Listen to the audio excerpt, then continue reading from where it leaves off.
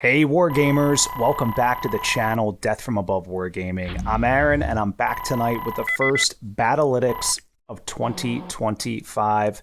We're keeping up with our Mercenaries themed Kickstarter tradition here. We're going to take a look at the Javelin. So lately we took a look at some pretty big mechs like the Mastodon and the Blood Asp, even the Shogun. But tonight we're taking a look at a little guy. It is the JVN-10F Javelin. This is an iconic mech. It is only 30 tons, 835 battle value, Inner Sphere, Succession Wars era light mech. This thing was initially designed to supply the Star League with a really good reconnaissance / scout mech with enough firepower to sort of deter people from chasing it, or at least maybe squashing some of the like 20-ton bug mechs, if you will. But the American Civil War happened. It never made it into the hands of the Star League, and then the Federated Sons bought them all. And that's why they have all of the Javelins in the Inner Sphere ever. But this thing, realistically, though, is very prolific in the Inner Sphere. And it persists all the way through and into the Il-Clan era, even though it is, an ancient design. It's a very basic design, and it's very effective. We'll talk about it more, but let's go through the basics here. So movement profile 696, so it's capable of jumping. It has very good ground speed. Can claim a +3 target mod, which is terrific. Standard fusion engine, all standard components, and armor coverage is pretty good for a 30-ton mech, so 91.4%, which gives it 96 pips. It's a little light on the side torsos, which is weird because that's where all its weapons are, but otherwise the distribution is pretty good. The only thing that really bugs me is the head armor. Again, it's got 7 pips on the head, 3 structure, so a PPC will knock its head off. I don't know why you wouldn't pull even just like 1 pip off the CT or 1 off each leg and put it in the head, but that's that's why we love the Succession Wars. So, weaponry. It's got 4 medium lasers, right? The traditional Javelin has twin SRM-6s. This goes all energy. So 4 medium lasers. It's very basic. It's really, really good. It has enough heat sinks to dissipate 100% of the heat generated by the weapons. So all you need to do is manage just a little bit on the movement, the jumping, and so forth. Very, very good, I think, overall. It's got 2 hand actuators as well, so it can punch, it can kick, it can do all of those things. And because its weapons are mounted in the torso, you don't have to worry about losing an arm or anything along those lines if it does, in fact, get blown off. But 835 BV, is it going to be worth it? I'm not sure. Guys, let's stay dialed in here because we've got a new look. If you haven't seen it, it's pretty cool. Some new charts, some new graphs. We'll dive into the offensive, the defensive, and then lastly, the efficiency to see where this thing stacks up. So stay tuned. Javelin Battlytics is coming right up.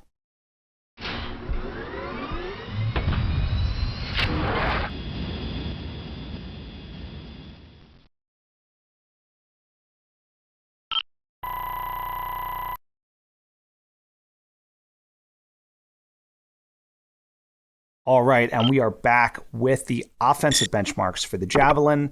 Not surprisingly, it's not blowing the doors off of anything here. With the 4 medium lasers, it really can't do anything past 9 hexes or 9 inches. Heat-wise, though, as we mentioned, it's pretty efficient. It doesn't build up a ton of heat. You can absolutely generate more heat than your heat sinks can deal with. But again, if you're walking and you're shooting everything, you're only going to build up 1 point of heat a turn. So you're actually not going to have really any issues unless you're on the trigger for like 7 straight turns and then you take that gunnery penalty. But realistically, it's very easy to just kind of move, shoot everything, move, shoot everything. Do that a few turns, lay off a laser, bleed off the heat. Everything's fine. So over that 12-turn benchmark, it built up 67.7 points of damage. That's not bad. That's respectable for a light mech.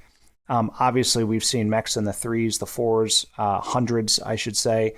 So this may not seem like a lot, but I'll draw your attention to the bottom left, the Jenner JR7F, right? This is very similar mech, 35 tons. It's a little bit faster. It's got 4 medium lasers. They're mounted 2 in each arm, and it benchmarked at 52.3. So the Javelin is outperforming a mech that's 5 tons heavier. Now, granted, the Javelin is not as fast as the Jenner. I was still impressed by that, and that has to do with the fact that the Javelin has the heat sinks just to sustain fire longer than that Jenner. So let's talk about the lethality index. So our lethality test is based, in fact, off of shooting at a Javelin. So this is some Javelin on Javelin crime happening here in this simulation. But damage per hit was 5 on average, because every weapon does 5 damage. So every time it hits, it's going to do 5 damage. Not surprising there. It generated about just under 2 critical hits. Again, it has 4 individual barrels firing, so it does have the ability to find critical hits, especially if you were to pair it up with a bigger mech. Right, it does have a little bit of that capability. Certainly not as much as the twin SRM6 counterparts. So by no means is this thing a crit finder, but you might get lucky here or there. Hilariously, the time to kill was off the charts in a bad way. It was so high, it's not even a number that fits on the screen. I think the simulation basically just broke because this thing just runs around chasing itself, shooting lasers. But it was over 30 turns basically. So. It's not very effective killer, and to be fair, in the lore and in the fluff, it is designed as a scout mech. But practically, I found 4 medium lasers to be pretty effective in classic BattleTech. Even if you're playing this thing in Override or Alpha Strike, it's a pretty solid design overall. Okay, so that's the offensive benchmarks. How does this thing do on the defensive side? It is quick. It has solid armor. Let's take a look. All right, so the first thing we'll talk about is survivability. So let's talk about that middle graph. So survivability for the Javelin is 26%. So that may sound low, but just keep in mind this benchmark is built around an Awesome, and that Awesome is firing 3 PPCs downrange at that Javelin as it closes, right? It may not be a fair fight, but it's a benchmark, gives us a good even number across all of the mechs. So that area chart on the right really represents how is this thing doing relative to its peers, right? So in that 8, to 900 battle value peer group, this thing is doing pretty well. It's a little bit below average, but not grossly so, and very, very close. So at the end of the day, I think survivability for this mech is right where we expect it to be. Again, it's a 30-ton mech, and I'm not sure what we think is going to happen when it charges in an Awesome, but I think 26% is pretty solid. This thing can definitely take a couple of shots. Like if you look at the white line in the bottom graph there, you can see it stays high, and then right about turn 9, there's a pretty sharp inflection when that thing dips off. To me, what that indicates is, again, it can sustain fire, can take some pretty serious shots and keep on chugging, but there's a certain point, a breaking point for this thing, where it just... There's too much incoming fire. It's already taken enough damage. It really has nowhere else to hide the damage, and it's done. A couple things that are interesting. So 72.9% was CT and head deaths. About 1/4 of that was allocated strictly to head kills. All right, it's got 7 armor on the head, 3 structure. Any one of those PPCs that hits the head is going to just lop it off and kill it. And so that is definitely a detriment in this particular simulation. If it was going up against something that did 9 damage or it had 1 more point of head armor, I would expect that survivability to creep up a little bit more. On the mobility side, let's jump back over to the left. So 21% of the time this thing was taking a motive hit, which is significant. Now, the left leg, the right leg are packed out with jump jets, so there's only basically a 66% chance that you're going to hit something important that's going to slow the mech down. But again, the leg armor, I'm looking at it now, it's got 13, so if the leg gets hit twice with the PPC, obviously you're taking the leg off. And I think that's why those motive hits were so high, because 2 shots to the leg, it's funny, like you're not even getting internal. It's like the first shot hits armor, the second shot just takes the leg off. So that's why that number is also a little skewed. So overall, again, survivability, it's where it is. I mean, I'm interested to see, because most of its damage is done at shorter ranges, it can survive on the way in, but it's not dealing any damage. And, again, the way this is kind of looking at it, I'm not expecting this Javelin to score very high, but again, most 30-ton mechs don't. Let's take a look at efficiency and see. All right, well, there it is, 2.9. Not the best, not the worst, but definitely not the best. So, in its light mech peer group, the average is between a 4 and a 5. Now, that does get pulled up significantly by clan lights, which are sort of obscenely good, but a lot of them are also obscenely expensive. So that kind of balances out in that efficiency scoring. So again, 2.9, 3 efficiency score. It's not the worst we've seen, not the best we've seen. Honestly, I think it's about roughly middle of the pack for light mechs, maybe a little bit below average. We talked about, let's jump up to the top left, right, that efficiency analysis. So this is a very telling graph. So you can see that inflection point on the white line, that's the survivability curve. And you can see the purple line, which is the effective ACD, start to pull away from the optimized ACD. So if you're unfamiliar, the effective ACD is basically, it looks at the optimized damage that you can put out, and it looks at your survivability, and it says, all right, this is what you're most likely to do over the course of a game, factoring in that half this time you're dead, half this time you're alive, right? And at this turn, you're doing this much damage. So when that purple line pulls away from the blue line, it's like missed opportunity. Like if I could keep this thing alive, it would be just that much better. But unfortunately, we can't keep it alive per the benchmarks. It's unwilling to stay alive, and it doesn't do any damage on the back half of the turn. So it is what it is. In the middle, we'll look at gunnery sensitivity. There's really nothing there, right? I mean, yes, a better gunner will do better things, but a couple of things to consider. One, you're only shooting, you're basically at medium range, right? I mean, you get in 9 hexes in a turn, because of this thing's speed, you could be right up their butt at short range for a +0 modifier. So, there's no streaks, there's no big damage weapons at long range, like really extreme ranges. So the gunnery sensitivity just is very, very low.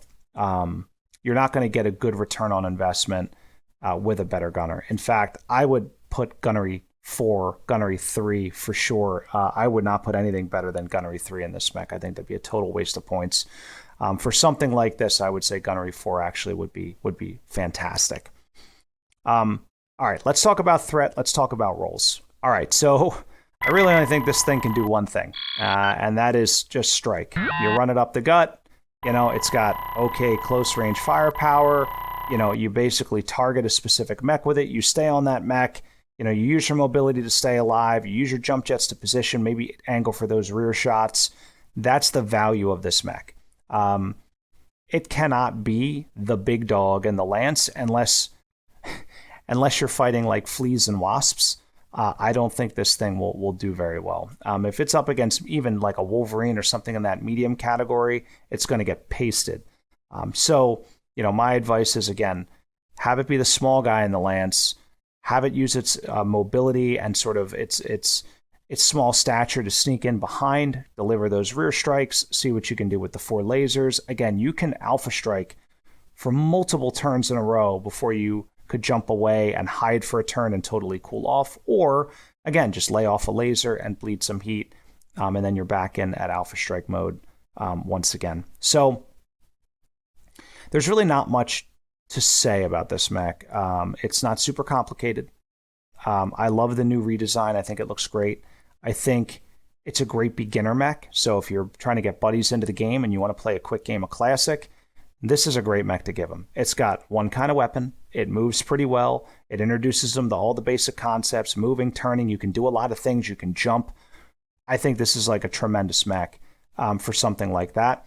And even in like a more advanced force for, let's say veteran players, I think this could be a good piece of a puzzle. I think this is a great mech in my mind, like almost like a flanking type mech, or, again, that's sort of like backup for your bigger mediums, or, sort of the lighter side of the heavies. I think it can do a lot of damage. I just think the key is keeping it alive. If you're going up against a Javelin, I think you just wipe it off the board as quickly as you can. This thing really has shown that it can't sustain a ton of fire, and a good salvo to one of the side torsos. So again, it's only got 9 armor on the side torso. A single autocannon 10, PPC, anything along those lines from this era goes right internal. You could knock out a laser. You could even knock the whole torso out if you get lucky. So food for thought. Anyway, that's the Javelin. couple of things. Number one, Ares Games and Minis. If you want to get yourself a Javelin, they're out there. They're on the market. Grab it. They're really cool. That whole box with the Javelin in it is very, very good. I think that's, if I'm not mistaken, and I've looked at so many, I may be getting my wires crossed. I think that's the one with the Hermes and is the Assassin in that one? No, maybe not. The Assassin is not in that one. I want to Google it after this. I don't remember. It's all like a mush of plastic in my brain right now, but I do remember the ones in the Javelin pack being very good. So check it out. Ares has got them all. You can browse all the different new Force packs that are out there. Great prices, great shipping, excellent service. Speaking of excellent, what would be excellent for me is if you subscribed and liked, share the video, leave a comment. If you want to get more involved, a couple of ways. Number one, you can head on over to Patreon. It's as little as $1 a month. You can join us over in Discord, and also you can stream our soundtracks. This is a thing I guess people didn't know. We do have 2 soundtracks out there. You can get them on Spotify, Amazon, iTunes. You can stream them for free, or if you want to buy the album, you can do that. Working on some new stuff as well. So, keep your ears out for that, but definitely check out our soundtracks. But yeah, ultimately, thanks to all of our patrons. That's what keeps the light on and the camera rolling. The light. We're down to just a light. Keep the lights on and the camera rolling. But if you want to help out, again, you can come on over to Patreon and help us there. That is the number one way that we keep things up and running. So anyway, all done marketing, guys. Done with the Javelin. Let me know what you think about it. Let me know what your favorite variant of the Javelin is, both in the Succession Wars era, but I want to know about the Ill Clan too, because we do a lot of Ill Clan stuff, some Hinterland stuff going on. What Javelin should I use? Let me know. So leave that in the comments. But that said, guys, I'm all wrapped up. Thank you so much for watching, and of course, stay tuned. Always great stuff coming from Death from Above Wargaming. Have a good night.